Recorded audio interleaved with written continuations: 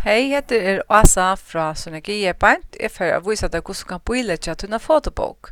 Det er altså at du gjør fotobokene, så er du klar til å bøyledja. Først skal du gjøre det gøymene, og det gjør du her oppe i disketten her, så er det gøym, og gøymene og en mappe, som du har av teltene. Og når du tryster av bøyledsknappen her, og i varekurven som er her nye til høyre hjørne, så skal du lukke minnes til å tryste av den her preview-knappen her Band. Klikk jo han. Og så gjøknen kan gå bøkene om alt ser ut som det eier.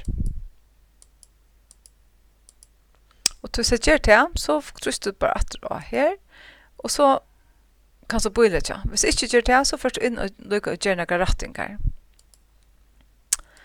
Vanligvis, du har en fotobok, så har du en det var lukka man du skulle søke der, men så har du en rigg på, du har riggen at han ver, og vanligvis så ligger hesten her riggeren, hvis ikke faktisk omvendt, altså hvis du umvendt der at hette forsøyen og ligger båten der skjermaklappa, så sørst du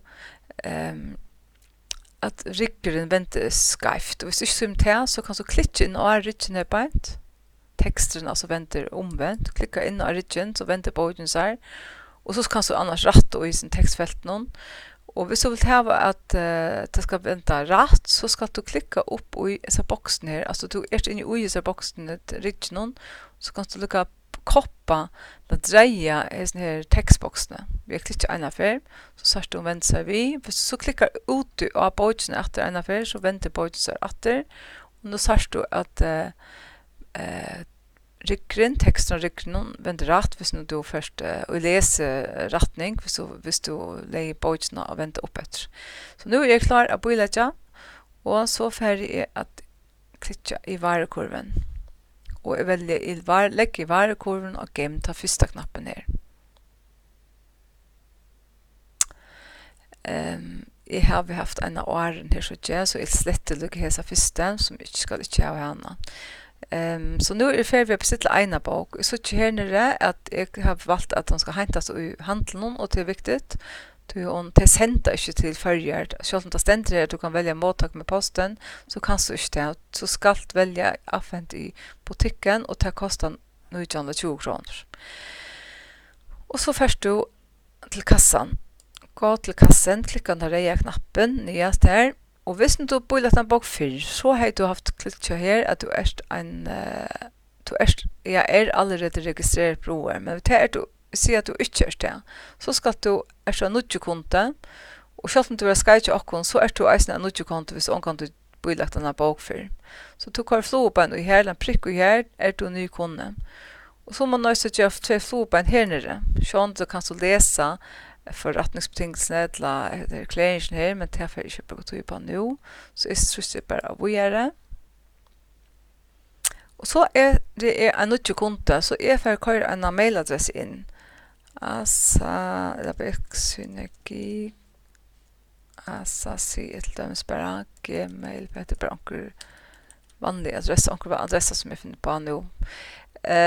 Og så sier passord, altså den adressen som jeg har lokal, så sier jeg passord, og her skal du legge sånn til et passord, nå ikke er så latt, bare for å vise, så sier du her at jeg har gjort et øyelig vanlig passord. Men du skal sånn gjøre at hvis jeg gjør det langt så lest, så nå er det sterskere. Men derfor ikke gjør det hette, så lest. Og så skal jeg velge her ivre om jeg er en frua, eller professor, eller firma. Jeg sier jeg er en frua, og jeg sier at jeg heter Asa, skriver det inn her, Andreasen. Og jeg tror ikke å fortelle om følelsen kommer til lukka mye, men jeg må ha vått at jeg er minimum 16 år. Her nere kan du be at jeg teltene gøyma til når logge on opplysninger, så hvis du ikke gjør så ikke minne passord neste før, etter om du vil ta et tøyende bra fra dem, derfor jeg ikke be om på nå, så jeg får bare vujer her nyast i høyre hjørne. Og så jeg akkurat prøver at gjøre det her, men jeg bruker det som mailadressene. Andreasen prøver jeg så bare gjøre en nødvendig mailadresse. Vi kan ikke bare gjøre en mailadresse, en ånden mailadresse kommer. Så jeg velger henne, her har vi ikke brukt før. Og så får jeg vujer. Så skal jeg fire hver bygve.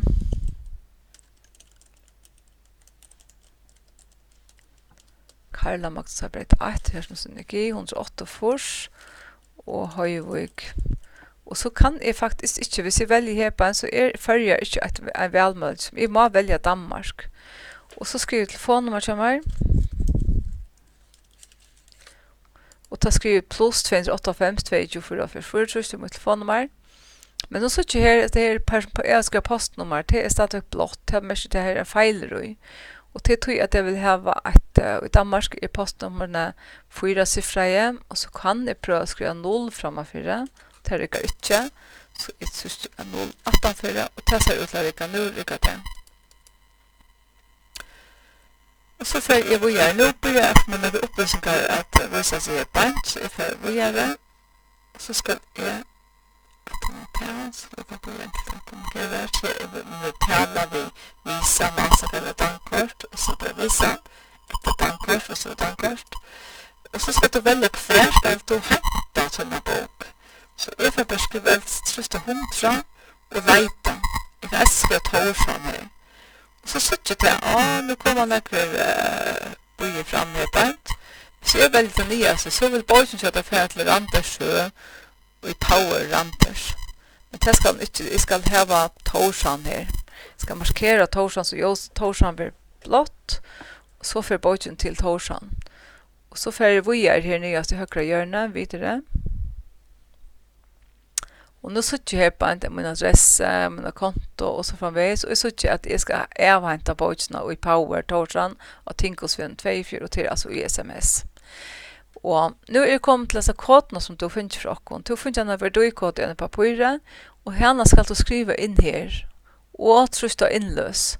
Ta du så tryste innløs, så kommer det standa minus 300 kroner her oppe, så standa retta opphalten kommer stand her. Og i munnen for det, så det kostet det minne enn 300 kroner, og tapp du til jeg skal ikke betale. Og så tryster du av køp. Ta du så tryster av køp, så stender programmet eller får det og uploadar alla myndene der. Og det teker han løte. Men det jeg gjør, så blir det sendt til Tyskland, her så boken kjøter vi prenta.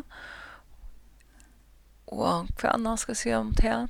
Det teker 14 år, og en boken kjøter vi i førjon. Du får kanskje en mail fra CV om at man får trodde det at nå boken kjøter Leo, men det teker altså sin mer tog å komme til førjer enn det. Så jeg får at ikke at det er gode etne, vi tøyner fotobok, og mitt telefonnummer er 22444, og du kan alltid ringe hvis du i om et eller annet. Det var det. Kjørs vel, og gode etne vi fotobokene.